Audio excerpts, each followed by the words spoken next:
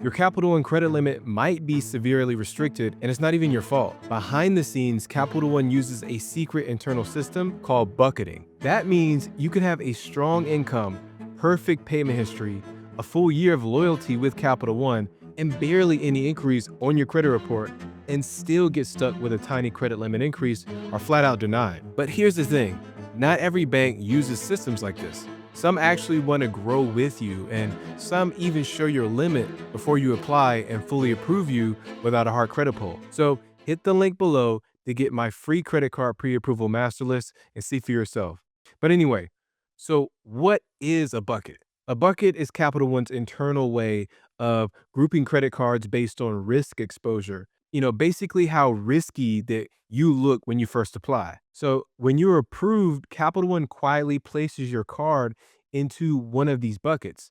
Think of it as kind of like a tier system built around your credit profile at that exact moment. So your score, your history, your income, and your overall credit health. Now, once you're in the bucket, that tier controls your ceiling, the maximum credit limit your card can ever reach, how large each limit increase can be over time. And the tricky part, for most people, that bucket assignment is kind of permanent. You can have flawless payment history, high income, and perfect utilization. But if your card started in that lower tier bucket, your limit may barely move no matter what you do. Capital One has never confirmed exactly how these buckets work, and they probably never will.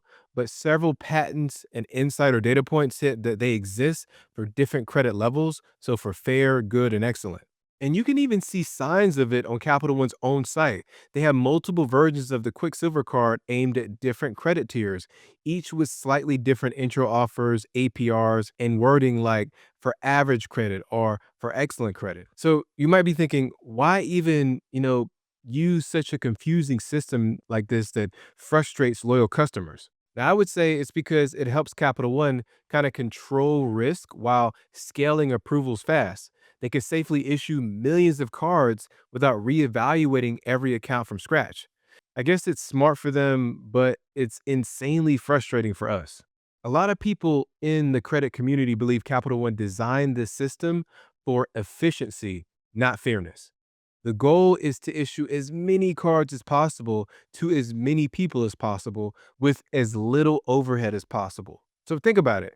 Every time a bank manually reviews a customer's credit file, it costs time and money. If Capital One can evaluate you one time, the day that you apply, and then lock you in that same decision for your entire life of your card, it eliminates a ton of cost for them. No monthly reviews, no ongoing analysis, no human reevaluations, just an algorithm deciding your fate from day one. That single system might be why Capital One can take bigger chances on risky applications like college students and people rebuilding after bad credit or thin borrowers. Meanwhile, banks like Chase or American Express won't even consider you without years of strong history sometimes. Here's the big problem I see. Capital One has never clearly explained any of this. Most cardholders have no idea that their credit is basically a snapshot of who they were at the time they applied. If you had fair credit back then, that's the version of you that's locked into your cards bucket. And no matter how much your score improves later, you'll likely outgrow that card. That's why so many people with Capital One cards kind of hit a wall.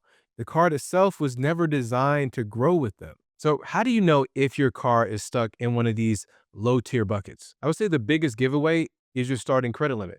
If you were approved for, let's say, $500 to $1,000, you're almost certainly sitting in their lower tier bucket.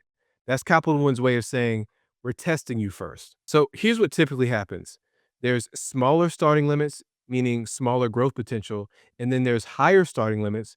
That means higher growth ceilings. And it's not just about your first limit. The size of your credit limit increases tells an even clearer story. So if your credit limit increases have only been like $100 here and $200 there, that's another dead giveaway that you're in a restricted bucket. And if you've gone a whole year or more without a meaningful increase, despite having perfect payment history and higher limits elsewhere, that's also a dead giveaway.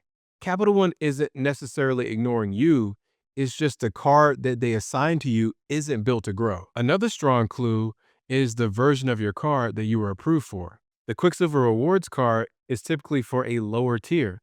The Quicksilver Rewards for good credit is going to be your mid tier to high tier.